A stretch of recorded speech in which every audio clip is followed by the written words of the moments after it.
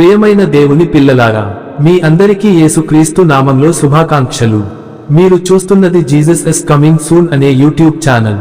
ఈ ఛానల్ ద్వారా బైబిల్ వాక్యాలను ఆదికాండము నుండి ప్రకటన గ్రంథము వరకు ప్రతిరోజు ఒక్కొక్క వచనాన్ని సులభంగా లోతుగా ఆత్మీయంగా మీ జీవితానికి ఉపయోగపడే విధంగా అధ్యయనం చేయబోతున్నాం.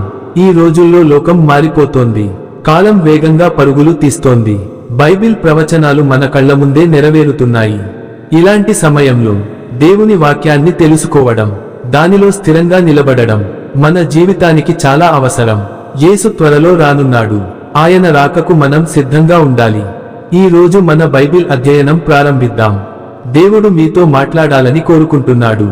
ఆదికాండము 1వ అధ్యాయం 20వ వాక్యము వివరణ. దేవుడు తన వాక్యముతో జలములలో జీవమున్న ప్రాణులను విస్తరించునట్లు, పక్షులను ఆకాశములో ఎగురునట్లు ఆజ్ఞాపించెను.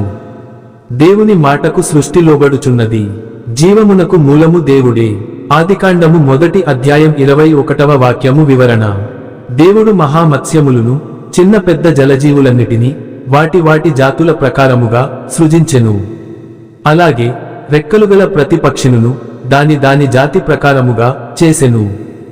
అది మంచిదని దేవుడు చూచెను. ఆదికాండము 1వ అధ్యాయం 22వ వాక్యము వివరణ. దేవుడు జలజీవులను, పక్షులను ఆశీర్వదించెను.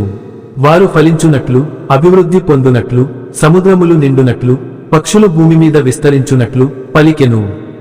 ఆదికాండము 1వ అధ్యాయం 23వ వాక్యము వివరణ. అస్తమయమును ఉదయమును కలుగగా 5వ దినము పూర్తి ఆయెను. దేవుని కార్యములు క్రమముగా నెరవేరుచున్నవి. ఆదికాండము 1వ అధ్యాయం 24వ వాక్యము వివరణ. దేవుడు భూమిని ఉద్దేశించి పశువులను, పురుగులను, అడవి జంతువులను వాటి వాటి జాతుల ప్రకారముగా పుట్టునట్లు ఆజ్ఞాపించెను. ఆ ప్రకారమే జరిగెను. ఆదికాండము 1వ అధ్యాయం 25వ వాక్యము వివరణ. దేవుడు అడవి జంతువులను, పశువులను, నేలను ప్రాకు ప్రతి పురుగులను వాటి వాటి జాతుల ప్రకారముగా చేసెను.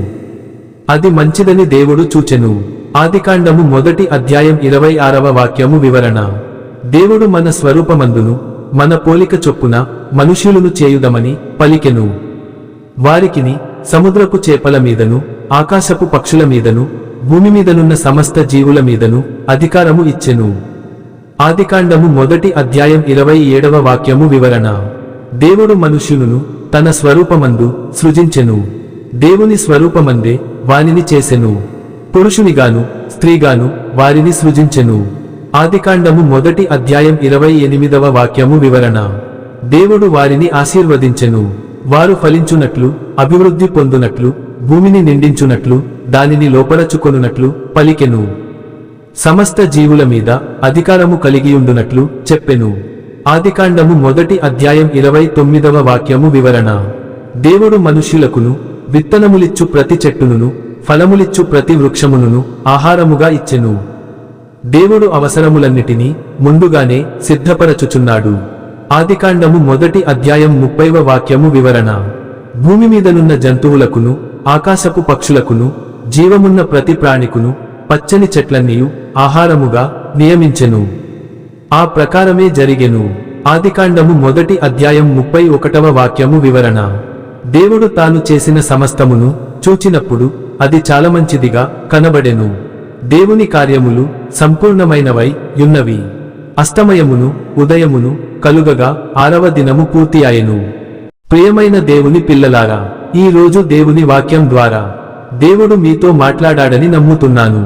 ఈ వాక్యం మీ హృదయాన్ని తాకి ఉంటే, మీ జీవితంలో మార్పు తీసుకువస్తే దేవునికి మహిమ కలుగునుగాక. ఇలాంటి బైబిల్ అధ్యయనాలు ప్రతిరోజు మీరు పొందాలంటే జీసస్ ఇస్ కమింగ్ సూన్ అనే ఈ ఛానల్ను సబ్స్క్రైబ్ చేసుకోండి. ఈ సందేశాన్ని మీ కుటుంబ సభ్యులతో, మీ స్నేహితులతో, ఇతరులతో పంచుకోండి. మనందరం కలిసి దేవుని వాక్యంలో పెరుగుదాం, విశ్వాసంలో బలపడదాం. యేసు రాక చాలా సమీపంలో ఉంది. ఆయన రాకకు సిద్ధంగా జీవిద్దాం. మరొక వీడియోలో మళ్ళీ కలుద్దాం. అంతవరకు దేవుని శాంతి, దేవుని కృప మీ అందరితో ఉండుగాక.